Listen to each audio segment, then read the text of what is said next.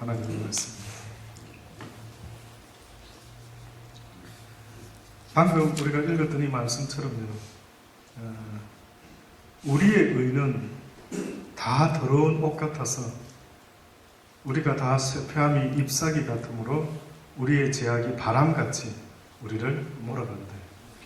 결국 죄의 문제가 우리를 계속 힘들게 만들고 있다라고 이야기를 하고 있습니다. 로이드 존스라는 유명한 학자가 있는데요, 그분이 이런 표현을 했습니다. 사람이 조금만 배고프면은 돼지 우리를 찾는데, 정말 사람이 배가 고프면은 아버지를 찾는다, 이렇게 말합니다. 여기서 아버지는 하나님입니다. 적당히 배고프면은 돼지 우리와 같이, 어떻게 보면은 탕자가, 집 나간 탕자가 돼지가 먹는 쥐염 열매라도 주워 먹고라도 연명을 하려고 한다 이거죠. 그런데 그 돼지가 주는 쥐염 열매도 그 탕자는 먹을 것이 부족해가지고 그때 떠올린 생각이 뭐였습니까? 아버지 집.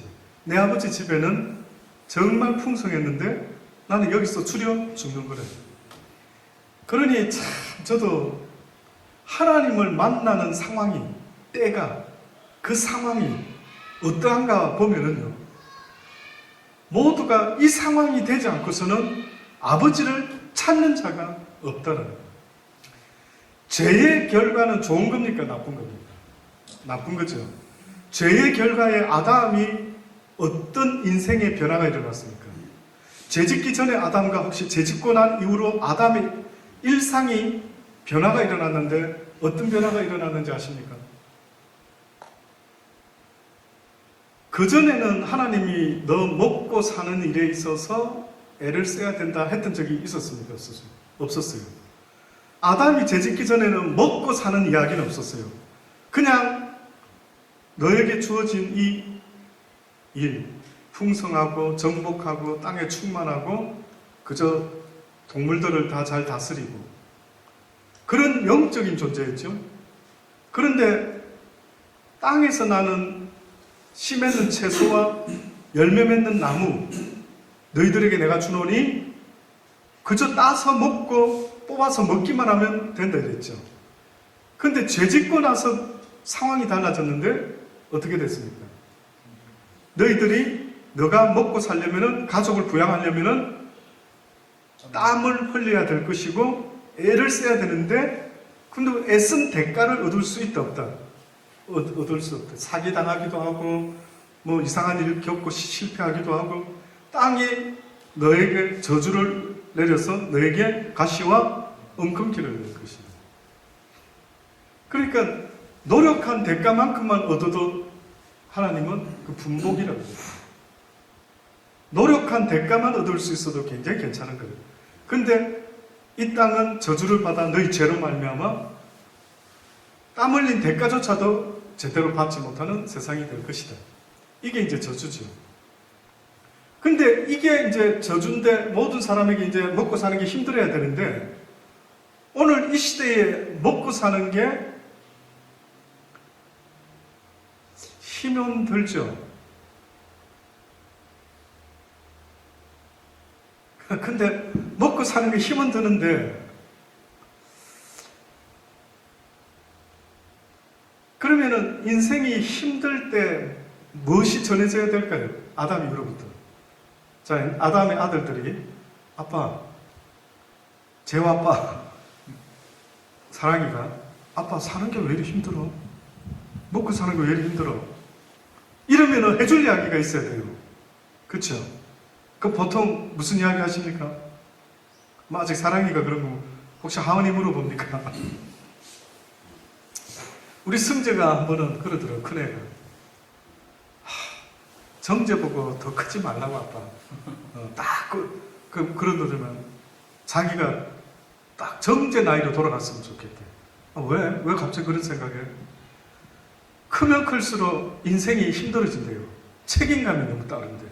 무슨 책임감을 자기가 느끼는지 모르겠지만 사는 게 아빠 힘든 것 같다.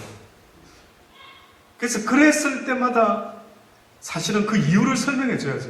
아들아, 인생이 힘들게 돼 있단다. 왜냐하면 아담 할아버지하고 하와 할머니가 사고를 쳐가지고 인생이 하나님 앞에 벌을 받아서 좀 힘들어졌다. 근데 기억하라, 힘들 때마다 이것은 아담 할아버지의 죄의 대가다. 우리가 인생이 이렇게 지금 힘들다. 이게 성경적이죠. 그렇죠? 이게 어떻게 보면 실제 우리가 아이들에게 자손 대대로 알려줬어야 될 이야기죠. 그래서 힘들 때마다 너의 하나님을 기억하라. 그리고 회개함으로 주께 돌아가라. 그 주께 돌아가기만 하면은 성경에 약속의 말씀이 있다 하더라. 먼저 그의 나라와 그의 의를 구하는 자는 이 땅에 필요로 하는 모든 것들을 아버지가 더하여 주는 복을 누릴 수 있단다. 너는 고생하며 살지 말고 먼저 그 나라와 의를 구하면서 하나님이 모든 일들을 도우실 수 있도록, 그분의 도움을 받을 수 있도록 그렇게 살아야 된다. 이렇게 가르쳐줘야 되는 거죠. 그런데 고생 쫀쫀하게 하지만은 적당한 고생을 하니까 이 로이드 존스 같은 분이 뭐라고 말했다고요? 사람이 조금만 배고프면 돼지 우리에서 쥐엄 열매라도 찾아 먹으려고 돼지 우리를 찾는다. 그런데 배가 정말로 고프면은 아버지를 찾는다. 이게 탕자의 비유라고. 탕자의 비유. 그래서 저는 어느 때는요, 이 사실을 좀 깨달아 보니까 진짜 어떤 분한테는 뭐 하시는 사업마다 잘 되기 바랍니다. 이런 것보다 그분의 믿음을 더 생각한다면 하시는 사업마다 적당히 망하기를 원합니다. 이렇게 축복해줘야 되는 거죠. 적당히, 너무 또 지나치게 망해버리면은 막 삐쳐가지고 하나님 쳐다도 안 보고 이러니까 문제가 있죠. 적당히 힘들게 돼가지고 하나님을 찾을 수 있도록. 이게 제가 볼 때는요, 지금 우리와 하나님과의 이 갈등 같아요. 하나님은 육이 지금 죄지은 인생이 되다 보니까 하나님을 찾게 만드는 유일한 방법이 뭐가 있습니까? 보니까 못 찾는 거예요. 제가 볼 때 아버지가. 근데 유일하게 인간들이 이 뻔뻔스럽고 교만한 인간들. 그래서 지난 시간에 제가 크리스찬 라이프에 글 한번 쓴다고 고민했던 그 제목, 요번에 신문에 아마 나왔을 건데, 거기 봤을 때 인간들이 그때 저 무슨 이야기 했더랬죠? 예, 괜찮습니다. 어쨌든 인간들이 어떤 다른 방법으로 죄지은 육신이요 하나님을 찾을 수 있으면 좋겠는데, 죄짓고 난 이후로부터 이 육신에 있는 인간이 하나님을 찾는 일이, 목마른 일이 거의 없는 거예요. 그러니까 목마르면 의에 줄이고 목이 말라야 되는데 한마디로 의에 줄이고 목이 마르지는 않는 거예요. 오히려 돈이 줄이고 명예가, 권세가 줄이고 목마른 일은 벌어져도 하나님의 의, 예수 그리스도, 그분만이 주는 평안, 내가 오늘도 기쁘고 행복하고 감사하고 싶은데 이게 내가 얻지를 못하는 거예요. 이거를, 이 감정은 오직 주님만이 주실 수 있다 이거죠. 주님만이 해결해 줄 수 있는, 그 배부름을 주시는, 그 목마름을 해결해 주시는, 그게 주님으로부터 와야 되는데 누구한테 준다고 약속했냐면 피해를 느껴야 된다는 거예요. 근데 안 느끼니까 구하지를 않는 거죠. 주님도 내가 의인을 위하여 온 것이 아니라 누구를 위하여 왔다고요? 죄인을 위하여 왔다 했죠. 그러면 사람들이 자기 스스로 내가 죄인이로소이다, 그래서 사도 바울이 나는 죄인 중에 개수입니다 라고 그렇게 나와야 될 때 주님하고 관계가 성립이 되는데, 죄인을 부르러 왔다, 수고하고 무거운 짐진 자들아 다 내게로 오라 하는데, 나 수고하고 무거운 짐 없는데, 나 우리 집 부잣집인데, 나 돈 많은데, 나 먹을 거 입을 거 있는데, 이렇게 되면 어떻게 돼요? 이 이야기는 전혀 그 사람들에게 전달이 안 되는 거예요. 그래서 보니까요, 신기하게도 이스라엘 백성들이 애굽에서 종살이를 몇 년간 합니까? 400여 년간 하죠. 한 430여 년. 그렇게 종살이를 하는데 하나님 찾았습니까? 안 찾았습니까? 안 찾았어요. 놀랍죠? 그러니까 최소한의 먹을 것, 입을 것만 있어도 종살이를 하든지 말든지 뭐 애국 왕을 섬기든지 말든지 막 누가 먹을 것 조금 주면은 그냥 버티고 살았던 거예요. 근데 뜻밖에도요, 요셉을 모르는 왕이 나타나가지고 이스라엘 백성들의 노역을 막 더하게 하니까 어떤 일이 벌어집니까? 신기하죠. 그때서야 그들의 조상의 하나님, 아브라함의 하나님, 이삭, 야곱의 하나님을 기억하고는 부르짖어요. 살려달라고. 그래서 저는 인생에 어떤 절망스러운 어떤 고난이 있었을 때에 하나님을 자꾸 부를 수만 있으면은 그는 은혜다. 그 고난은 은혜다. 그래서 의에 줄이고 목마르다라고 하는 그 말씀은 사실은 예수 그리스도가 주시는 그 구원의 기쁨, 그 기쁨을 배부를 수 있는 사람은 그걸 느끼는 사람이라고 성경이 말합니다. 예레미야 5장에 보면은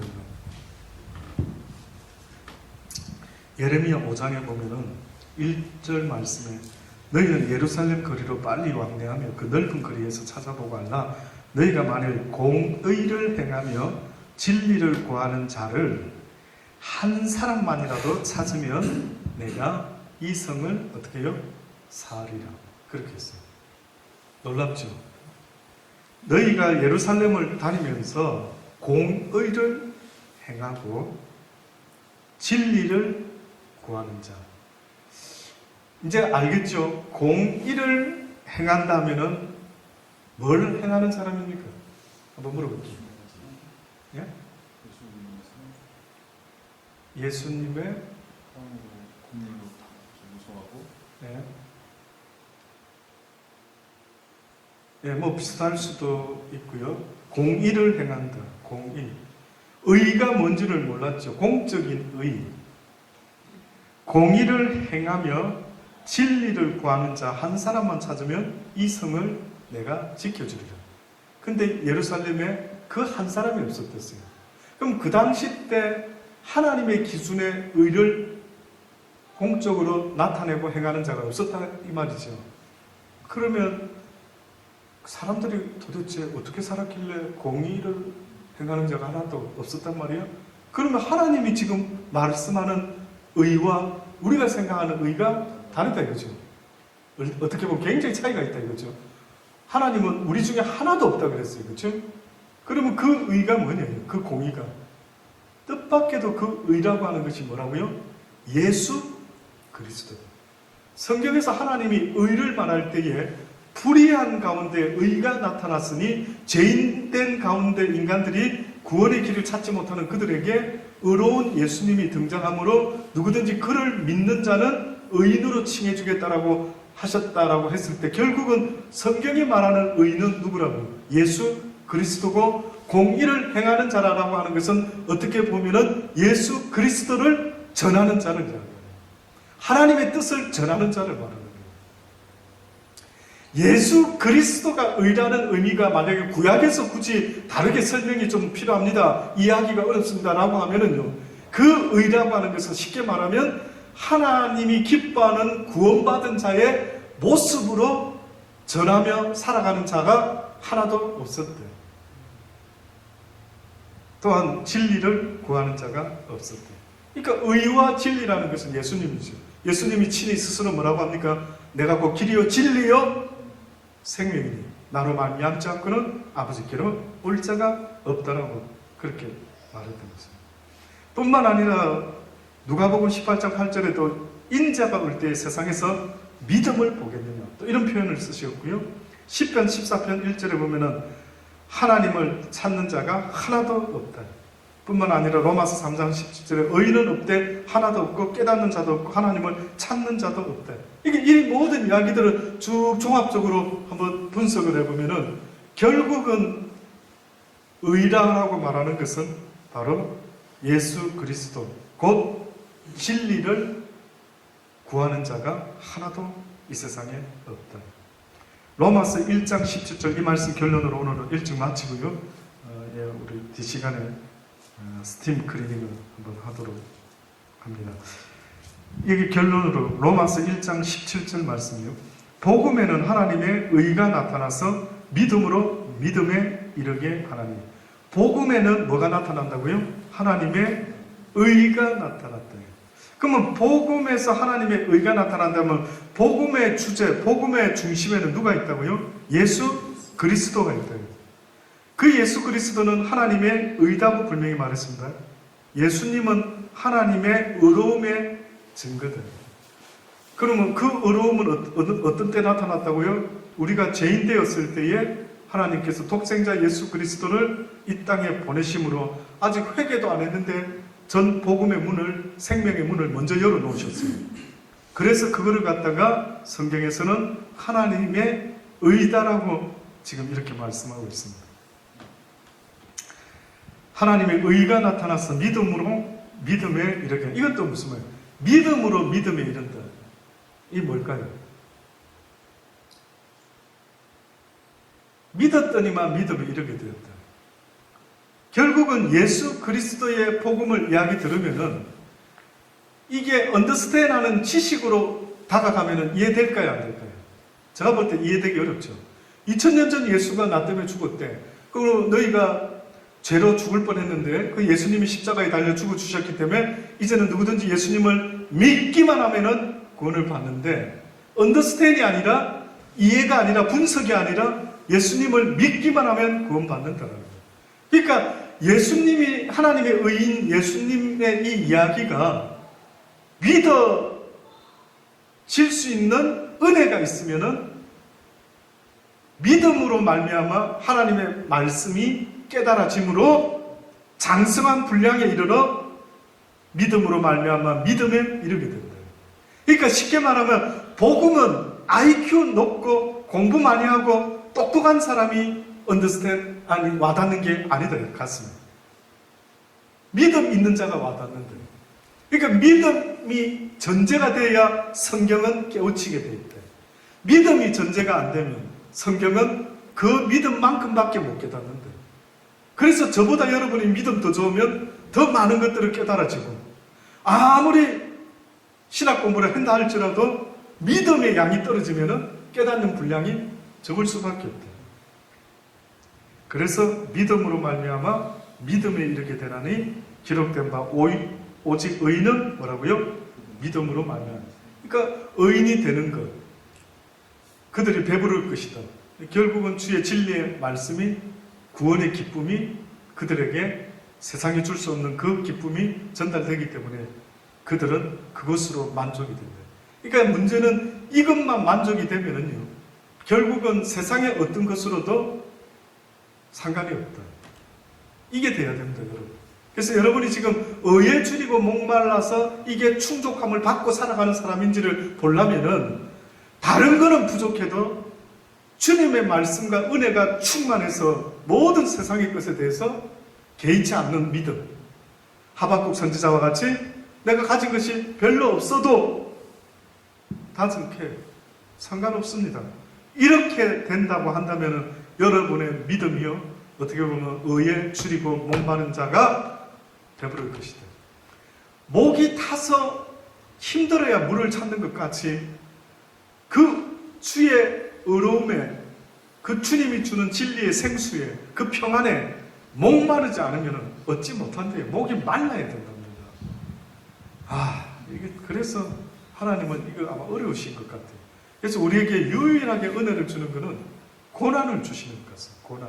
이 고난이 유익이다 하는 것이 아마 그래서 계속 말씀하고 있지 않나 생각이 듭니다. 혹시 오늘을 이제 마치면서요, 혹시 한번 여러분 하시고 싶으신 말씀, 또 어떤 말씀이든지, 오늘은 그러면 여기까지 말씀을 보도록 하겠습니다. 기도하십니다.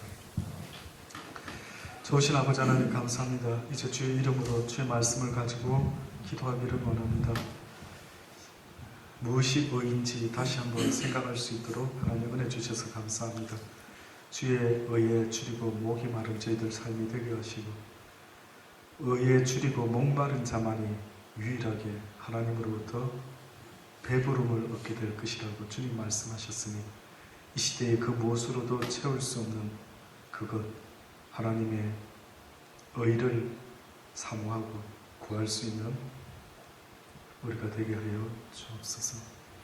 주신 말씀 붙잡고요. 우리 잠깐 기도하고 마치겠습니다.